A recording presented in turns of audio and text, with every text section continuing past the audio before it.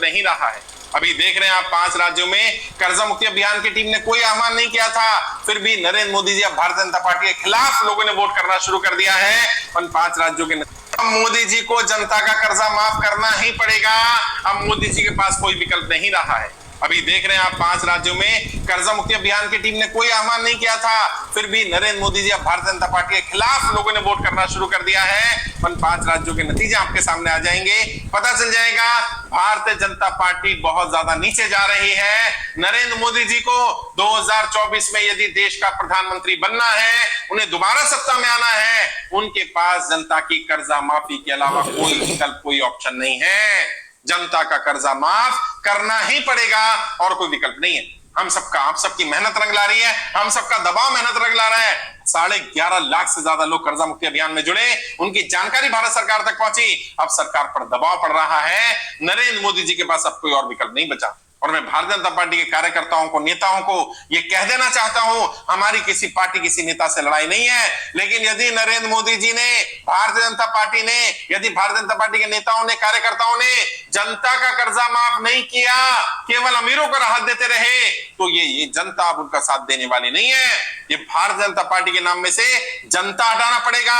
भारतीय नेता पार्टी रख लीजिए अपना नाम, या भारतीय उद्योगपति पार्टी रख लीजिए, आपको भारतीय जनता पार्टी कहलाने का अधिकार नहीं है यदि आप जनता की कर्जा माफी के लिए काम नहीं कर रहे। जनता की आवाज नहीं सुनेंगे तो किसकी आवाज सुनेंगे? और व्यापारी कौन है? ज्यादातर व्यापारी, 90%, 95% व्यापारी भारतीय जनता पार्टी का कोर वोटर है, समर्थक है। मैं अपने लिए नहीं मांग रहा यार, मैं तो आपके लिए ही मांग रहा हूं। और मैं कहता हूं सबसे पहले भारतीय जनता पार्टी के कार्यकर्ताओं का कर्जा माफ कर दो। इसमें क्या समस्या है? परिवार के परिवार तबाह हो रहे हैं, बर्बाद हो रहे हैं, लोगों को गलत काम करने के लिए मजबूर किया जा रहा है। समूह लोन में देखा ना, महिलाओं को बोला जा रहा है वैश्यावृत्ति कर लीजिए। अच्छे घर की, बढ़िया घर की पढ़ी लिखी महिलाएं, गांव की ग्रामीण महिलाएं सब गलत काम में जा रही हैं। जितने समूह लोन में महिलाएं हैं, उनमें से ज्यादातर महिलाओं को गलत काम करने के लिए बोला जाता है जब उनकी EMI बाउंस हो जाती है। अभी व्यापारियों को बोला जा रहा है, साहूकार लोग बोल रहे हैं अगर आप कर्जा नहीं चुका पा रहे, अपनी बेटी को भेज दो, अपनी बीवी को भेज दो, अपनी बहन को भेज दो, हम कर्जा वसूल कर देंगे। और कितना नीचे गिरेंगे। नरेंद्र मोदी जी, अब भी समय है, अब आपके पास कोई और विकल्प नहीं बचा। या तो जनता का कर्जा माफ कर दीजिए, वरना जनता आपको माफ करने वाली नहीं है, क्योंकि आपकी गलत नीतियों के कारण लोग कर्जे की दलदल में फंसे।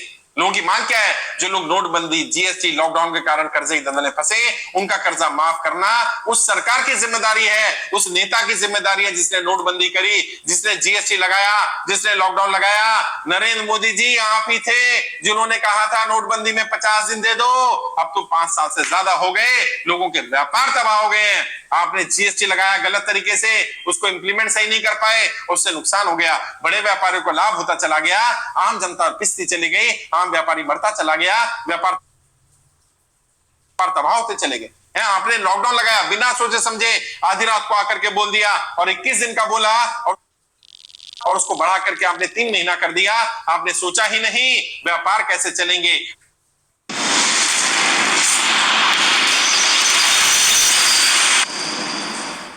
आपने सोचा ही नहीं जिनका व्यापार ऐसे सामान का है जो पेरिशेबल गुड्स हैं, वो समाप्त हो जाएंगी, खत्म हो जाएंगी, उनकी एक्सपायरी डेट निकल जाएगी, उनको बेनिफिट क्यों नहीं दिया गया है? और आपने कोरोना के नाम पर, आपने लॉकडाउन के नाम पर, आपने बोला हमने 20 लाख करोड़ का पैकेज दिया। मैं आप सबसे पूछना चाहता हूं, जो लोग सुन रहे हैं, 20 लाख करोड़ का पैकेज जो नरेंद्र मोदी जी ने कोरोना के नाम पर दिया, उसमें से आपको कितना मिला? क्या किसी भी व्यापारी को कोई लाभ मिला? आपका कोई लोन माफ हुआ? आपको कोई राहत दी गई कि नहीं दी गई? और अगर नहीं दी गई तो नरेंद्र मोदी जी वो 20 लाख करोड़ रुपए जनता के थे, जनता के लिए भेजे थे, किसकी जेब में चले गए? कौन खा गया जनता का हक? क्या वो बेनिफिट भी अमीरों को दे दिया गया? क्या उसमें भी बड़े उद्योगपतियों को राहत दे दी गई? और अगर दे दी गई है नरेंद्र मोदी जी, तो अभी जनता आपको माफ नहीं करेगी। आपके पास अब एक ही विकल्प है, 2024 का चुनाव आ रहा है, उससे पहले या तो जनता का कर्जा माफ कर दीजिए, वरना ये जो 11.5 लाख लोग हैं, ये 11.5 लाख नहीं है, ये 11.5 लाख परिवार हैं, और हर परिवार 100 वोट आपके खिलाफ डलवाने का काम करेगा।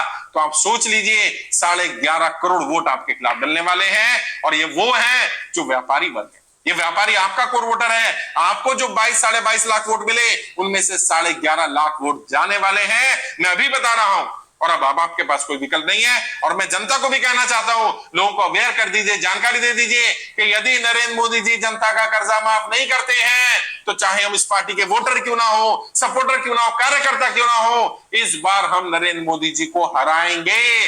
जीते कोई भी, लेकिन हम नरेंद्र मोदी जी भारतीय जनता पार्टी के खिलाफ वोट करेंगे।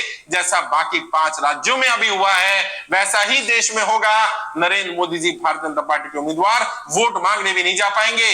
अभी भी समय है, अगर आपको जनता का वोट चाहिए, यदि आपको अपने नाम में भारतीय जनता पार्टी में जनता रखना है तो जनता के हित में काम करना शुरू करिए। उद्योगपतियों को आपने राहत दी,